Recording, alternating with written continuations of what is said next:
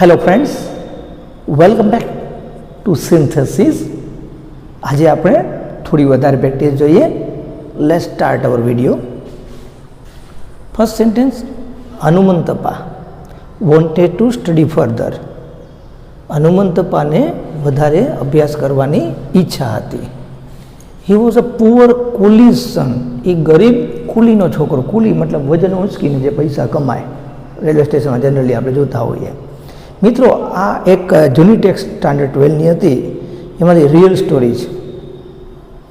સુધામૂર્તિનું લખાયેલું honesty comes from the heart એમાંથી લીધેલું છે. સુધામૂર્તિ વેલ નોન રાઇટર અને ગ્રેટ નારાયણ મૂર્તિ ઇન્ફોસિસના ફાઉન્ડર, એના વાઇફ. ઘણું બધું એને લખ્યું છે, ઘણું સાહિત્ય સર્જન કરેલું છે અને ગુજરાતીમાં પણ એનું ભાષાંતર કેટલાક પુસ્તકોનું થયેલું છે. હનુમંતપ્પાને આગળ ભણવાની ઈચ્છા હતી. તે એક ગરીબ કુલીનો દીકરો હતો, એટલે પણથી જોડાય. હનુમંતપ્પાને આગળ ભણવાની ઈચ્છા હતી, પણ તે એક ગરીબ કુલીનો છોકરો હતો. His daily income was only 40 rupees, કે તેની રોજની આવક 40 રૂપિયાની હતી ખાલી. કોની? તેની એટલે કોની? હનુમંતપ્પાના પપ્પાની, હનુમંતપ્પાના ફાધરની. તો નો ની નું ના એટલે સંબંધક વિભક્તિ, પછી ઓફ નો ની નું ના, અને WHમાં હુઝ આવે, આપણે શીખેલા છે. WHOSE હુઝ, જે અહીંયા કન્જન્ક્શન તરીકે આપણે કામ કરી શકીએ. ફરીથી જોઈએ. હનુમંતપ્પા વોન્ટેડ ટુ સ્ટડી ફર્ધર. હનુમંતપ્પાને વધારે આગળ ભણવાની ઈચ્છા હતી. હી વોઝ પુઅર કુલીઝ સન. એ ગરીબ કુલીનો છોકરો હતો, પણ તે એક ગરીબ કુલીનો છોકરો હતો કે જેની આવક એટલે whose daily income was only 40 rupees. He decided to support his family. He મતલબ કોણ? હનુમંતપ્પા. તેથી તેણે નક્કી કર્યું કે લાવને મારા કુટુંબને હું ટેકો આપું. તો ધેરફોર આ રીતે પણ જોડી શકીએ. ધેરફોર ન ફાવે તો સોથી જોડી શકાય. તો આપણે સ્ટાર્ટ કરીએ. તો હનુમંતપ્પા સાઉથ ઇન્ડિયન નામ છે, એટલે આવા સ્પેલિંગ હોય છે. મિત્રો, આ તો હજી ટૂંકું છે, આનાથી મોટા હોય. હનુમંતપ્પા વોન્ટેડ ટુ સ્ટડી ફર્ધર. પણ એટલે શું મૂકવાનું? But he was a poor coolie's son. ગરીબ કુલીનો દીકરો હતો કે જેની આવક કોની આવક? એના પપ્પા જે ગરીબ કુલી છે. તો જેની આવક તો whose daily income was only 40 rupees. તેથી તેણે નક્કી કર્યું. તો તેથી એટલે so he decided to support his family. કોઈકને એમ થાય, સર મને બીજા રસ્તા સૂઝે છે. આપણે કે એટલે? તો મને એવું સૂઝે છે, Hanumanthappa wanted to study further but he was a poor coolie's son and his daily income. તોય સાચું પડશે મિત્રો. અને કોઈકને એમ થાય, સર હી છે એ તો હનુમંતપ્પા માટે છે ને, તો સો નહીં, હું અહીંયા હું મૂકી દઉં તોય મિત્રો સાચું પડશે. તોય સાચું છે, એ જવાબ સાચો. એટલે Hanumanthappa wanted to study further but he was a poor coolie's son and his daily income was only 40 rupees. Who decided to support his family. આમ પણ થાય. હનુમંતપ્પા, તમારી જાણ માટે, બોર્ડમાં 8મો નંબર આવ્યો હતો. પછી એને છાપાના ઇન્ટરવ્યૂમાં લખેલું હતું કર્ણાટકનો રહેવાસી. એને એવું લખ્યું, બેલારીનો હતો. એને લખ્યું હતું કે હું આગળ નહીં ભણું. અને આ વર્તમાનપત્ર સુધામૂર્તિના હાથમાં આવ્યું, લોકલ ન્યૂઝપેપર, અને એણે મદદ કરે છે છોકરાને ભણવા માટે આગળ. આખો એક ભાગ, એક વાર્તાનો એક હિસ્સો આપેલો છે. આ સુધામૂર્તિના પુસ્તકો આવા કોઈ હાથમાં આવે તો અચૂક વાંચવા. મારે ચાંદો જોઈએ, સંભારણાની સફરે, આવા બધા ટ્રાન્સલેશન છે એના જે પુસ્તકો છે ને, એના ક્યારેક અમદાવાદે આવતા હોય છે. ગૂગલમાં સર્ચ કરો સુધામૂર્તિ કેબીસીમાં આવે તો અમિતાભ બચ્ચન ખુદ ખૂબ પ્રભાવિત થયા હતા એનાથી, ખૂબ સેવાઓ કરી છે એને, ચેરિટી હાઉસ ચલાવે, ઇન્ફોસિસ ફાઉન્ડેશન નામનું એ, લોકોને લાભ મળે સેવા માટે આખી આખી સંસ્થા ચલાવે છે. આગળ જોઈએ, Akshay stood first in the exam. અક્ષયનો પરીક્ષામાં પહેલો નંબર આવ્યો. વી કેમ ટુ નો ધીસ, અમને આની ખબર પડી. તો આપણે કેમ કહીએ અમને ખબર પડી કે અક્ષયનો પહેલો નંબર આવ્યો, તો પહેલું વાક્ય બીજું કરી, બીજું વાક્ય પહેલું કરી. તો we came to know that Akshay stood first in the exam, આ રીતે કરી શકીએ.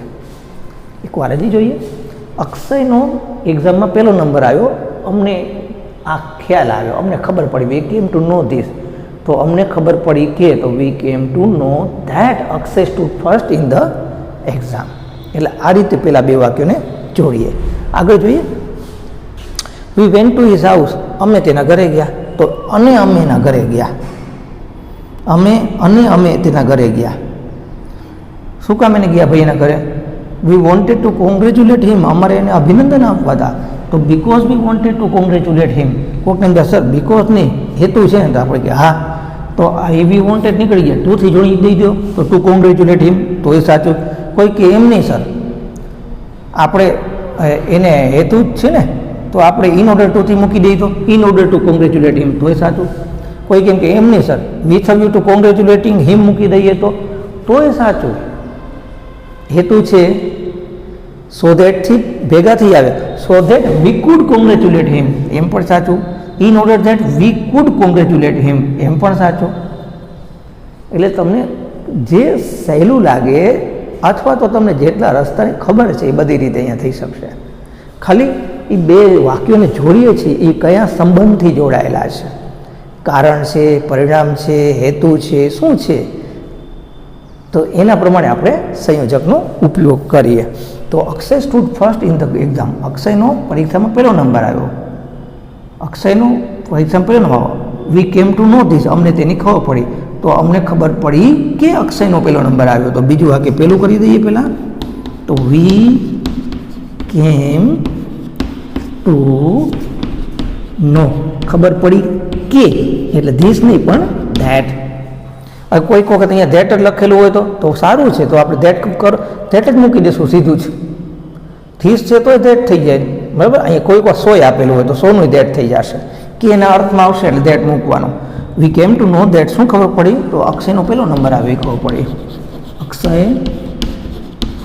Stood first in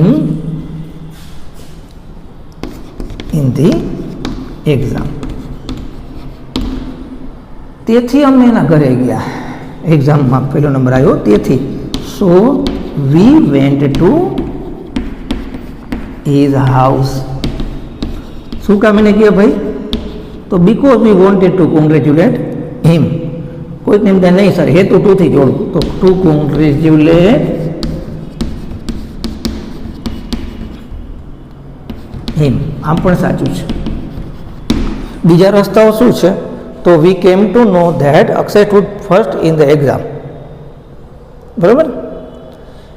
therefore we went to his house, અથવા and we went to his house, અથવા and went to his house. અહીંયા એન્ડ મૂકી દો, વી ની યાદ, વેન્ટ ટુ હિઝ હાઉસ, બરાબર. અથવા અહીંયા એઝ સુન એઝ મૂકો, as soon as we came to know that Akshay stood first in the exam, comma we went to his house, એમ પણ ચાલે. ટુ કોંગ્રેચ્યુલેટ હિમ સાચું, in order to congratulate him સાચું, with a view to congratulating him સાચું, so that we could congratulate him પણ સાચું, અને in order that we could congratulate him પણ સાચું. એટલે અહીંયા તમારી પાસે ઘણા બધા રસ્તાઓ છે.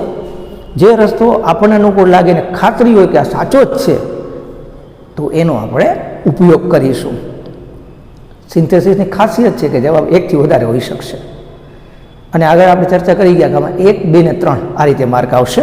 અને ખાસ ધ્યાન રાખજો, એક જ વાર ફૂલ સ્ટોપ આવશે, કારણ કે તમે વાક્ય એક બનાવો છો. બીજું કે અહીંયા ફૂલ સ્ટોપ પછી કેપિટલ છે, તો આપણે એ ફૂલ સ્ટોપ નથી આવતું એટલે કેપિટલનું અહીંયા સ્મોલ કરી દઈએ છીએ. ફૂલ સ્ટોપ પછી કેપિટલ છે, હવે આપણે ફૂલ સ્ટોપ નથી આવતું તો આપણે સ્મોલ કરી દઈએ છીએ. અહીંયાથી શરૂ કર્યું એટલે કેપિટલ આવ્યું. અક્ષયમાં એ કેપિટલ એટલે આવશે, એ પ્રોપર નાઉન છે. કોઈ ચોક્કસ વ્યક્તિ, વસ્તુ કે સ્થળના નામ આવે તો એ ગમે તેની જગ્યા હોય એ કેપિટલ જ આવશે. ઓલરાઈટ, આ રીતે આપણે હજી થોડા વાક્યો જોઈશું.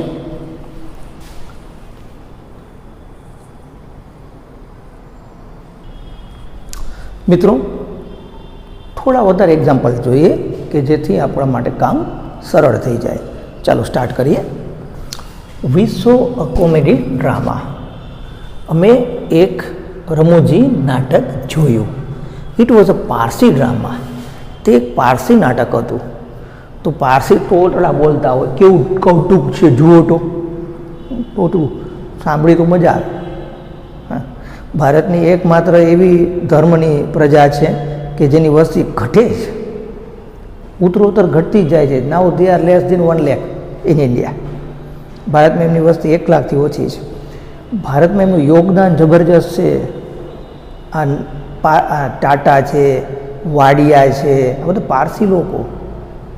પારસી લોકોનું બહુ સારું યોગદાન છે ભારતના ઉદ્યોગ જગતથી માંડી અને ભારતની સેનામાં પણ અધિકારી પદે એ લોકો રહી ગયેલા છે. જોઈએ, we saw a comedy drama. It was a Parsi drama. તો we saw a comedy drama which was a Parsi drama, અથવા we saw a comedy drama and was a Parsi drama, અથવા સાવ સહેલું કહું તો we saw a Parsi comedy drama. We saw a Parsi comedy drama આમ પણ થાય. We saw it at the town hall. તો we saw a Parsi comedy drama at the Hemu Gadhvi hall. Direct મિત્રો યાદ કરાવું, વાક્ય જોડવાની કેટલી પદ્ધતિ? 3. કઈ? એક કંજંક્શન એટલે સંયોજક, and, but, so, therefore, or, otherwise, who, where, when, which, why, in order to, with a view to, in spite of, despite, ઘણા બધા. બીજી પદ્ધતિ તો એ preposition to, of, for, with, at, ઘણા બધા પ્રેપોઝિશન. અને ત્રીજી પદ્ધતિ પાર્ટિસિપલ એટલે આઈએનજી કે ભૂતકૃદંત. તો અહીંયા આપણે આ રીતે જોડી શકીએ છીએ કે અમે એક પારસી કોમેડી ડ્રામા જોયું.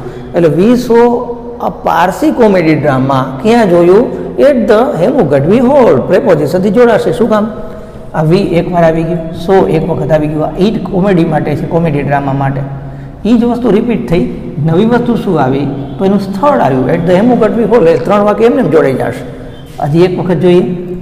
વી saw a Parsi comedy drama at the Hemu Gadhvi hall. સાવ સહેલું જો. We saw a Parsi comedy drama. હવેનું સ્થળ એટ ધ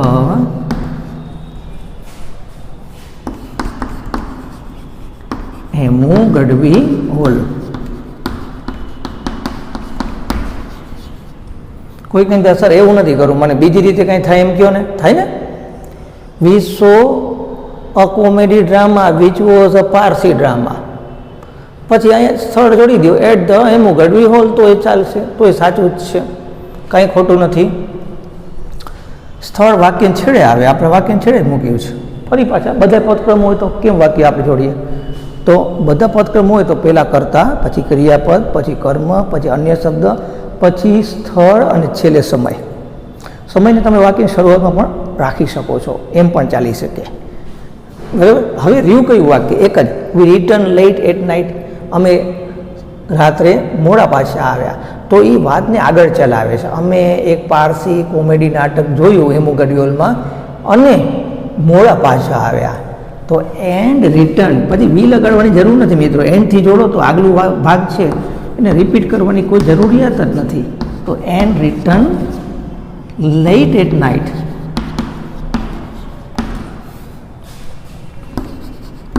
કોઈ એમ કહે કે સર આ તો મને એમ લાગે છે કે આપણે પારસી નાટક જોવા ગયા હતા હેમુ ગઢવી હોલમાં એટલે જ મોડા આવ્યા, એટલે તેથી મોડા આવ્યા. તો so we return late at night લખીએ તો અરે બિલકુલ સાચું છે.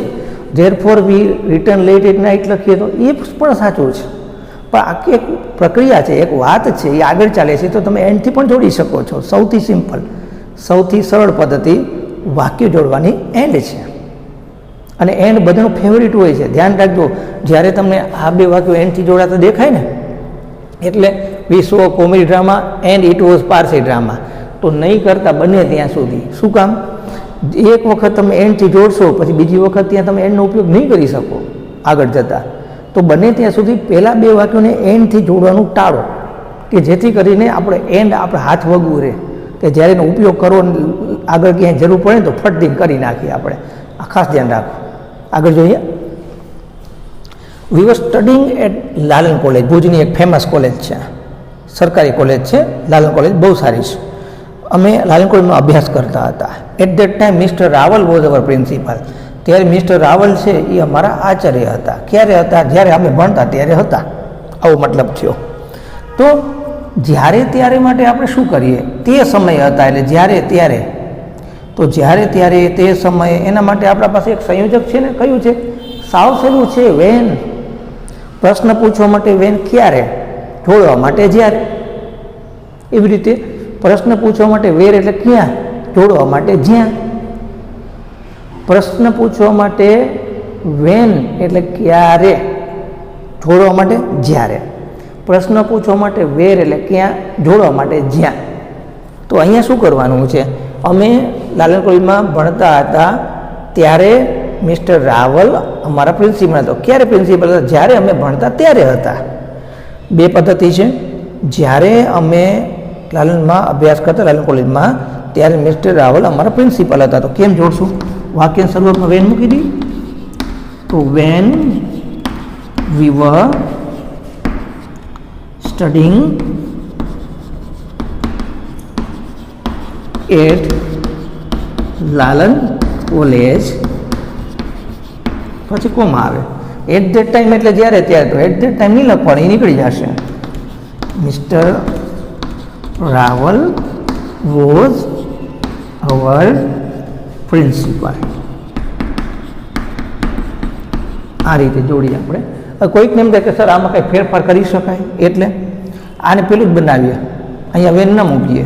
વી were studying at Lalan college when mister Rawal was our principal. તો સાચું જ છે મિત્રો. વેન છે ને એ ઓલરાઉન્ડર છે. વાક્યની શરૂઆતમાં ચાલે અને બે વાક્યની વચ્ચે પણ ચાલે. એકલું વેન અર્થ એક નહીં, બે. જ્યારે ત્યારે. વેન શબ્દ એક, અર્થ એના બે. જ્યારે ત્યારે. એટલે તમે બે વાક્યની વચ્ચે પણ જોડો ને શરૂઆતમાં લખી શકો, કંઈ વાંધો નહીં, ચાલશે. ફરીથી જોઈએ. જ્યારે અમે લાલન કોલેજમાં ભણતા ત્યારે મિસ્ટર રાવલ અમારા આચાર્ય હતા. હી was a scholar of English literature. તો તે અંગ્રેજીના એક વિદ્વાન હતા. કોણ હતા? મિસ્ટર રાવલ. તો મિસ્ટર રાવલ માટે કર્તા સ્થાને, એટલે વ્યક્તિ માટે કર્તા સ્થાને, વ્યક્તિ માટે કર્તા સ્થાને. તો વ્યક્તિ માટે કર્તા સ્થાને શું આવે? WH word who. કે જે, કોણ નહીં, કે જે. કોણ ક્યારે હોય? જ્યારે પ્રશ્ન પૂછવા માટે આપણે વુનો પ્રયોગ કરીએ છીએ ત્યારે. જોડવા માટે વુનો પ્રયોગ કરીએ તો એનો મતલબ કે જે એક વિદ્વાન હતા. હુ was a scholar of English literature.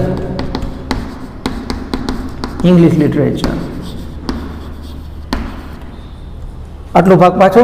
જ્યારે અમે લાલન કોલેજમાં ભણતા ત્યારે મિસ્ટર રાવલ અમારા આચાર્ય હતા, કે જે અંગ્રેજી સાહિત્યના નિષ્ણાત કે વિદ્વાન હતા. હી ડિલિવર્ડ લેક્ચર્સ ઇમ્પ્રેસિવલી. એ અમને લેક્ચર ઇમ્પ્રેસિવલી એટલે એકદમ પ્રભાવક શૈલીથી, પ્રભાવક રીતે આપતા. અને તે લેક્ચર પ્રભાવ છે અને લેક્ચર આપતા. તો તમે અને એટલે એનથી જોડો, અથવા તો ડિલિવરિંગ આઈએનજીથી પણ કરી શકો.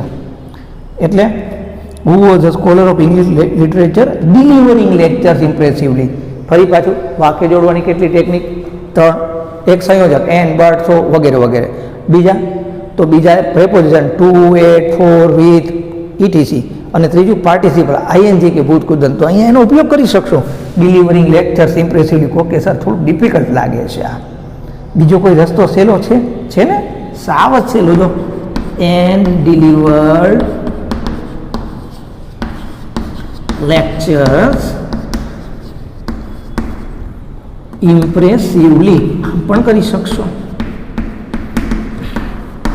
હવે કેટલાક લોકોને એમ કે સર મને બીજો જવાબ સૂજે છે, આપણે કે એટલે કયો સૂજે છે?